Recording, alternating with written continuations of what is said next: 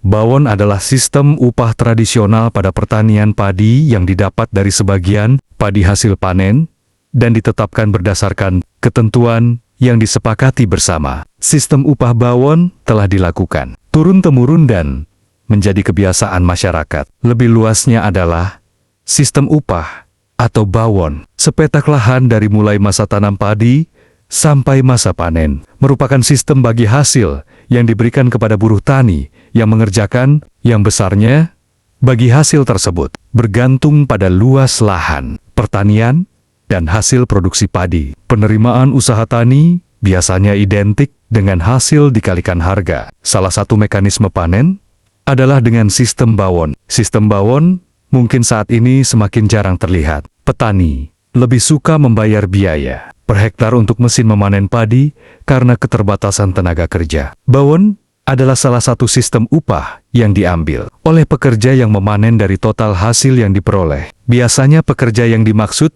juga merupakan penggarap sawah. Jumlah yang diambil sebagai bawon biasanya berupa kesepakatan, namun yang umum biasanya 9:1, 9 bagian untuk pemilik sawah, 1 bagian untuk pemanen. Bawon bisa dikatakan merupakan salah satu budaya Indonesia yang bercirikan gotong royong dan padat karya. Gotong royong karena memiliki dampak sosial terhadap lingkungan masyarakat. Berbeda dengan saat ini, petani semakin individual dalam mengolah sawahnya karena semua sudah terakomodir oleh mesin. Sistem bawon juga sebenarnya dapat secara efektif menangkal praktek tengkulak dengan sistem bunga pinjam yang memberatkan. Namun, sekali lagi, budaya yang baik ini lambat laun tergerus oleh kecanggihan teknologi, baik dari sisi peralatan maupun perkembangan sosial itu sendiri. Bawon yang akan dibahas pada video kali ini adalah: pertama,